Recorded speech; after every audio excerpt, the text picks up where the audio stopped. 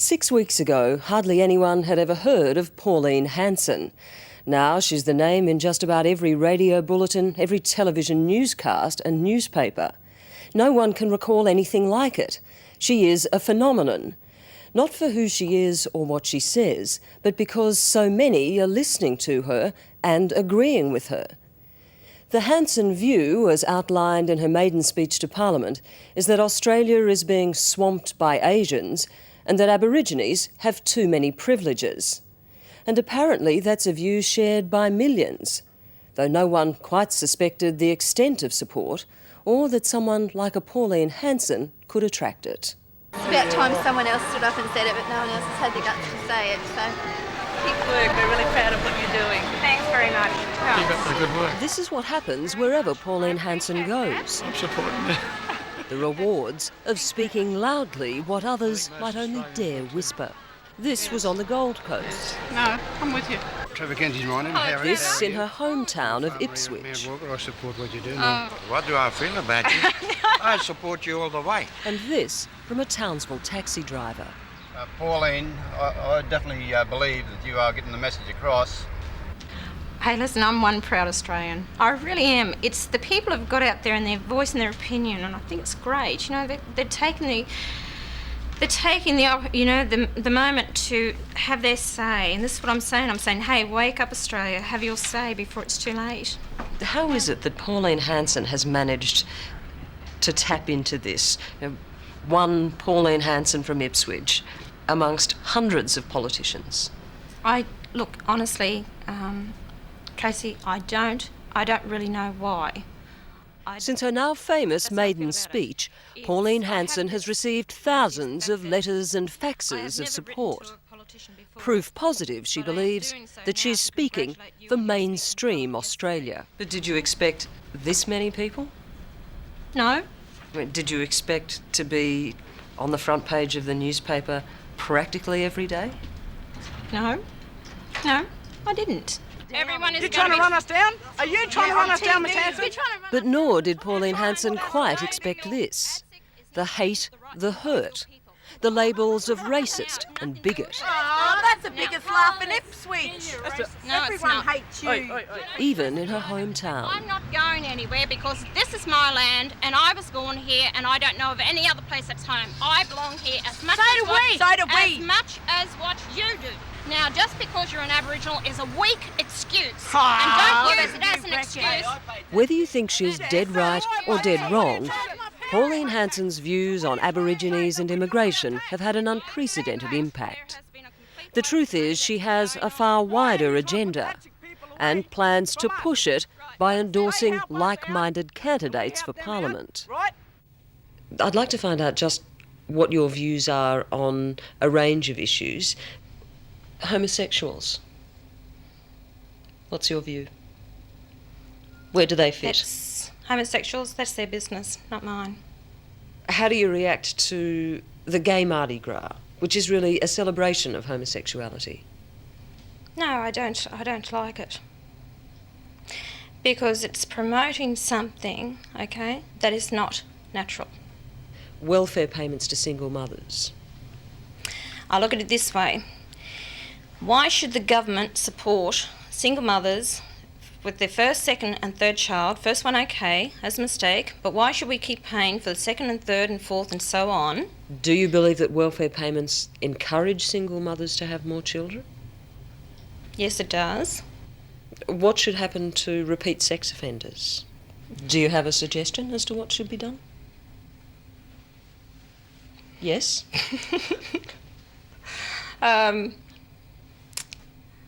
I think I should talk to some medical doctors first before I voice my opinion. Medical doctors. So do you possibly have in mind something like chemical castration for repeat sex offenders? I mean, in very horrendous situations, possibly yes, I do. Get in the car. Head down.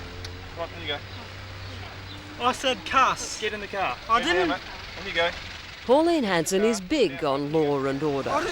You heard me, eh? When police arrested one of those who'd argued with her on the streets of Ipswich, not only did she think he should face a court for swearing, she thought he was a prime candidate for her truly grand plan. I'm talking about foul language. Okay, that was used against me in the street of Ipswich. And it's not acceptable. Okay. Thanks, guys. All right, not a problem.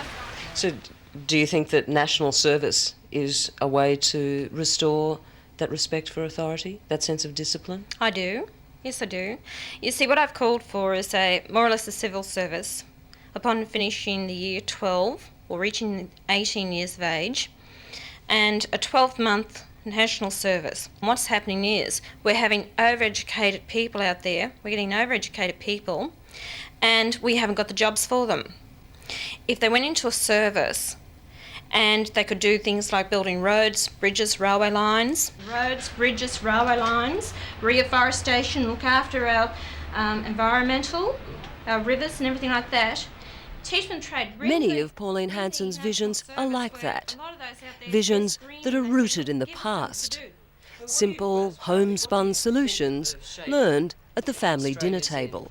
Pauline was too young to know about national service, so that's one of my ideas, definitely. Get the louts off the street and give them something to do and to help them. Pauline's mother, Nora, has raised 7 children, 4 girls and 3 boys. If you haven't got the work ethic... Like Pauline, all seem to yearn for the way things were.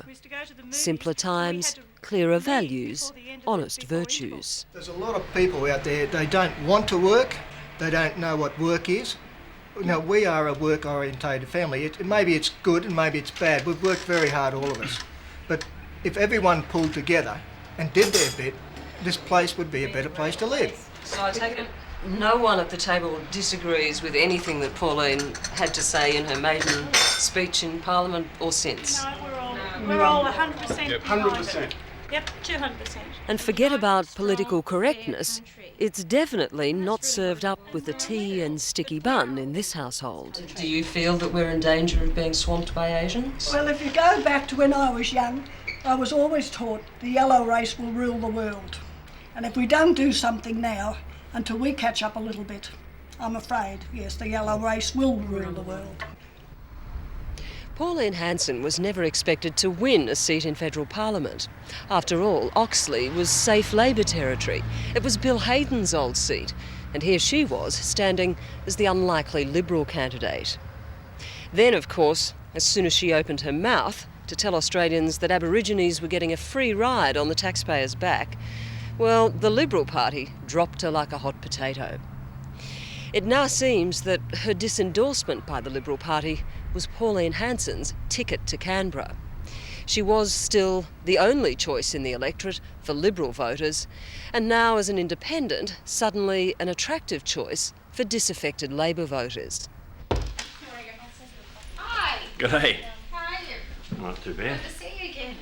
Yeah. Pauline came to Canberra as a lonely independent. Like the carrot egg? Within days, she'd found a fellow traveller in Graham Campbell, thrown out of the ALP for his comments on race. Oh, thanks. It must have been music to your ears to hear Pauline saying the same things that you've been saying. Yes, but I think Pauline, like I, was listening to Mainstream Australia. Mainstream Australia is saying this. If governments don't listen to us, they're going to end up listening to people far more radical than us. I think people, Pauline's, I've told other people about it, she's let the genie out of the bottle. John Pasquarelli was Graham Campbell's senior staffer. Now he's at Pauline Hanson's side. Realising her potential to advance his own agenda, Campbell sent Pasquarelli over the day Hanson was elected. And the attacks on her by the media were grotesque. They're appalling. Now, thrown into the deep end like that, she needed some support. Pasquarelli is a long-time warrior of the far right. He has at various times also been a crocodile shooter, gold miner, Papua New Guinea Member of Parliament and Liberal Party candidate. He is now crafting Pauline Hanson's political profile. You talk about mainstream Australia, but how do you define mainstream Australia? I think you see mainstream Australia every time you go to the football, to the races, to the beach, to the outback. Mainstream Australia, I think it's fairly self-evident. So excluded from your definition of mainstream Australia are obviously a number of minority lobby groups are outside the That's right. mainstream. They tend to stand outside the rest of what I call mainstream Australia, and they've been encouraged to do it by both parties.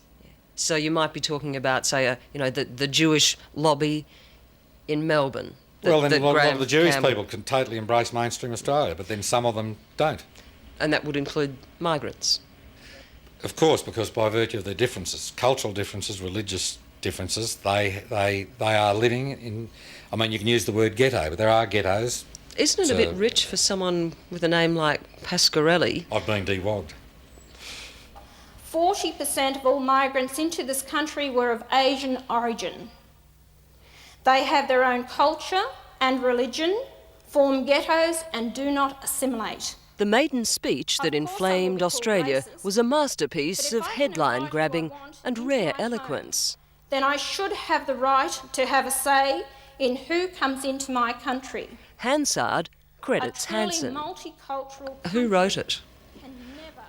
Well, look, I work for Pauline. I'm her senior advisor. I help her draft out press releases. I help her write speeches. Arthur Caldwell was the last great immigration minister, and he was firmly tuned into what ordinary Australians wanted. Pauline Hanson is not exactly a polished speaker, but what she lacks in style she makes up for by telling people what they want to hear. Our men and women have split blood, defending this homeland of ours. Today in Melbourne, before the pro-gun Australia Reform Party, she's preaching to the converted. In her own electorate, she's actively courted the shooters' vote. When you say, our men and women have spilt blood defending this homeland of ours, and it's up to us to make sure their sacrifice was not in vain, what exactly do you mean?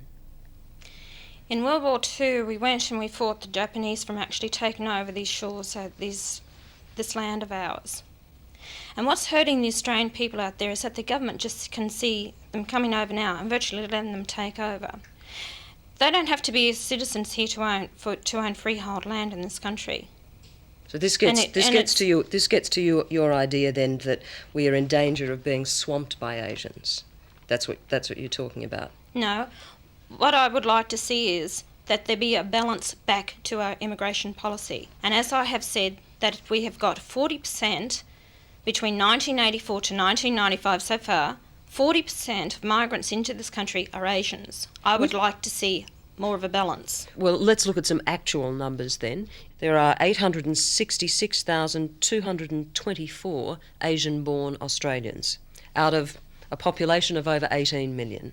Now, is that in danger of being swamped? I don't believe those figures. Well, these are from the Department of Immigration. As far as I'm concerned, they're book figures. I don't believe those figures. Are you xenophobic? Please explain.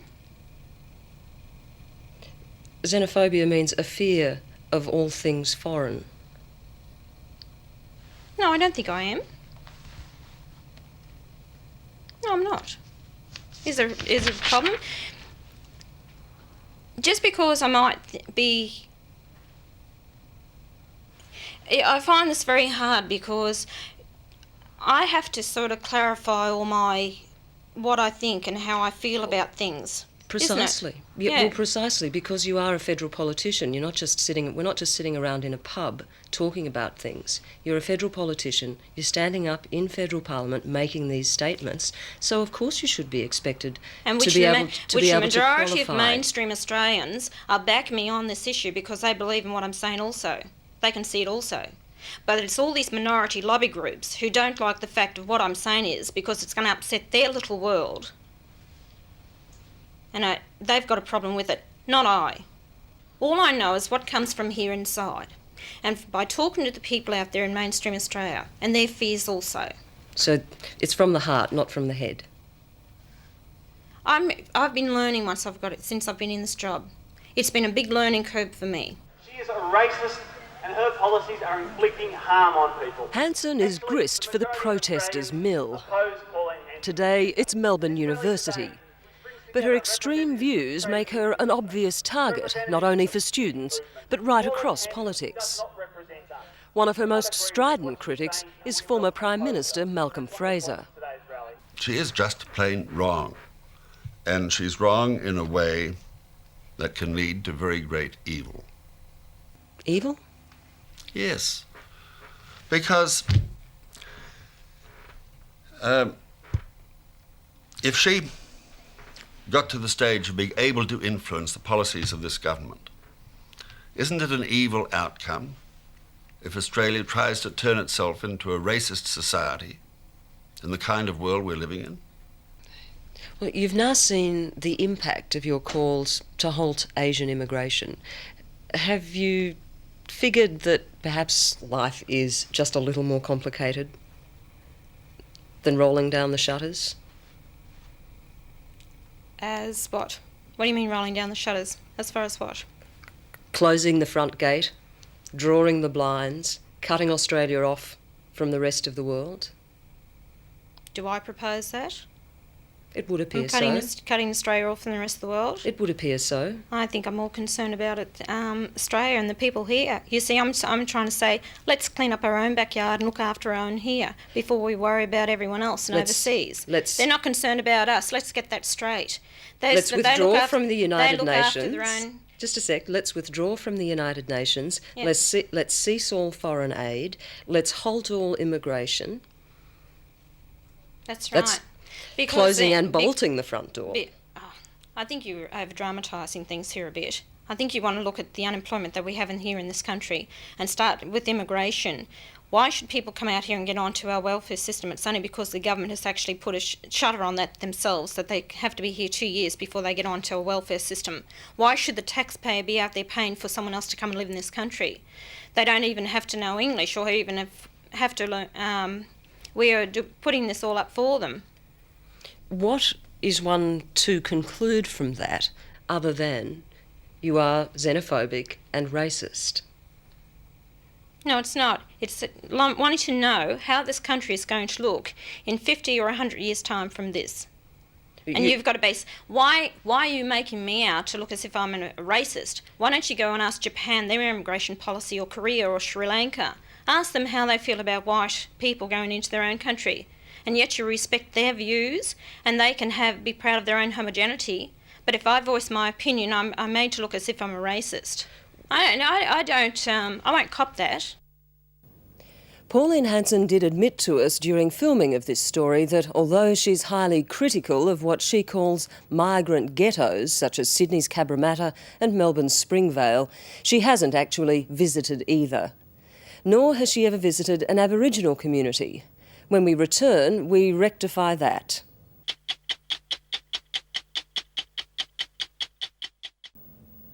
And back to Pauline Hanson now. As you've heard, she's not short of opinions on anything, but she's been particularly vocal on the subject of Aborigines.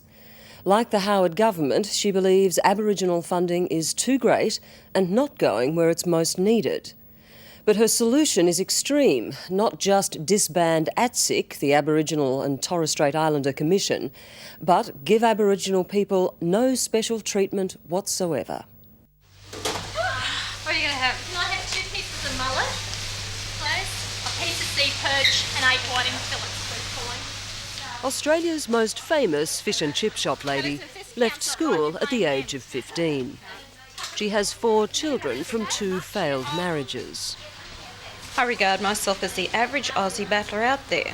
I'm a woman that's had a breakdown in marriages. I'm a woman that's run my own small business. So what did you learn in all of those years working long hours in that fish and chip shop? That no one else owes me a living. Okay. And you've got a steak sandwich and old perch and chips to go on, and you've got... The view from the fish shop window is of a neatly divided world. There are hard workers like herself and bludgers, the welfare recipients and Aborigines she believes are ripping off the system. Do you regret now making sweeping generalisations like Aborigines are a privileged class? No, I said they receive privileges that other people don't receive because they're Aboriginal. And which is true, and you cannot deny that. They do. Or what about the fact that life expectancy for Aboriginal women is 19 years less than that for non-Aboriginal women? Aboriginal men die 18 years younger than non-Aboriginal men. Is that not disadvantaged? We've got, now, just be realistic about this. And people can't deny it, that in a lot of these communities, there is a big drink problem. What about infant mortality then? The infant mortality rate is 2 to 3 times higher than in the white community. And again, it can be related to the drink because the money is going on to the drink, onto alcohol, and therefore not decent food is being bought for and put on the table for these children. Aboriginal people are incarcerated at 28 times the rate of non-Aboriginal people. Again, we've got to look at problems with the conditions that they live in, that they want to live in. All right, so your position is that if Aborigines die younger, their babies die more often, and they're jailed more often, they've brought it on themselves. Is that right? In the ways that they want to live. She's telling a lot of bullshit. She doesn't know what she's talking about. She's a racist person who's using the privilege of Parliament to slam Asians, Aboriginal people and all good Australians.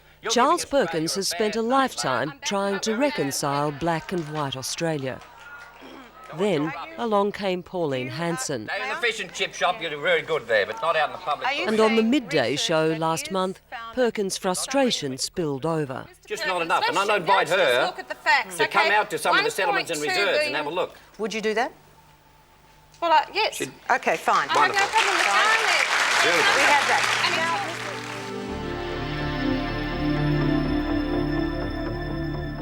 Pauline Hanson, with, we're told, almost 50% of Australia on side, is flying in for that meeting. She's travelling to Palm Island off Townsville, where, if you accept the Hanson view, there are simple answers to Aboriginal problems. But on Palm Island, nothing is simple. You know, that's been one of the tragedies of race relations in this country, is that a lot of people don't realise that most Aboriginal communities don't have decent water to drink, don't have proper sewage. Their houses are overcrowded, 3 or 4 families. You can't get education in those circumstances. We've got to do something ourselves. And Pauline makes a point about that, and she's right. But, you know, it's very difficult to help yourself if you haven't got the education or the employment skills or good health, and you're so remote. It's very difficult. Who knows Mrs. Hanson? Who's seen Mrs. Hanson on TV? Yeah, don't be ashamed. Yeah, good. Anybody like to ask Mrs. Hanson questions? Why did you come to this island? Probably on the media, as you have seen, I have made some statements, and I have said things, and this is all part of my job to actually see firsthand for myself. Palm Island was once a penal settlement for Aborigines. For these kids' parents, there is no work here, and there never has been. It's home to these people because their parents and grandparents were exiled here. You've opened up a can of worms. That's fine with us, but we want something positive coming out of a negative statement. The administration has been given the dollars to look after their own people, and they haven't done their job. Hang on a minute. You've had control. The European people have had control of this country for 209 years. You've made a mess of it in 209 years, and you expect ATSIC to clean it up in 6? There is actually agreement around this table that ATSIC has wasted money. But cutting off funding altogether, these women see as simply naive. You are a very young person. Now, you quoted your age as 42. That is still very young. Not so much in age I'm talking about years, but in knowledge. What I would like to see you do, Pauline, is to be educated. If the community did pull together and you know, clean it up, because it would be a nice place. And then Palm Island is a place of shame for white Australians. As late as the 1950s, Aborigines were being chained up here for daring to dissent. But to Pauline Hanson, what's past is past. Clean it up. Pull together as a community and work together and take pride in it. And our agreement is that Pauline will be given a guided tour by community leaders, including Tom Geyer. Then, later, with advisor John Pasquarelli, talk about what she's seen with Charles Perkins. It's a beautiful place here, it really is. But all Pauline Hanson has seen all day is rubbish and more rubbish. if you have an affinity for the land and everything, then why is so much rubbish laying around the streets here? That's a minor thing. It's not a minor thing. If you're supposed to be so in tune with the land, then why are you living in with all that rubbish lying around the streets? Once again, it's a misunderstanding on your part of Pauline of Aboriginal culture. There's lots of things to do in the community, and this community's been cut back by 150. What it needs, Charles, is the leadership. Yeah, now, you were put in that position as a commissioner on the ADSIC board to do a job for your people, and have you really been the leader that you were supposed to be? I have, yes. And if you're going to get personal about it, what have you done since you've been a parliamentarian except just blast everybody around the globe? All you've done is carried on with racist, stupid, ignorant remarks. Now, you can say that about me, I can say that about you. The fact is, the reality of it is, this is a community like there are hundreds of communities right around Australia. They're battling on, they haven't got sufficient funds. They can't cope with what they've got at the present time. When is it enough money? There's not a bottomless pit out there. The money. It's what Pauline Hanson rails against in Canberra. There, she takes account of how much money is spent. Here, she sees how little difference it makes. What do you see when we drive past these houses? The What curtains about that? aren't What about ripped that and one? torn. Well, there's windows broken there. Now, why have a lot of these houses got windows that are broken?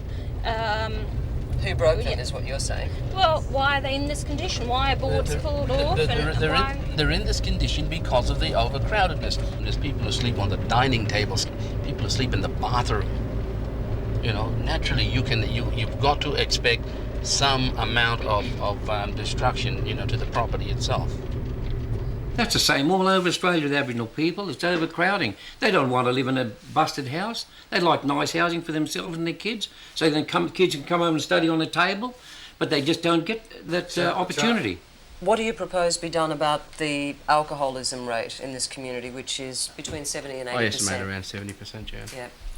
That's not correct. No, in the sense of what's an alcoholic? There's two people, one who's an alcoholic and one who's a social problem drinker.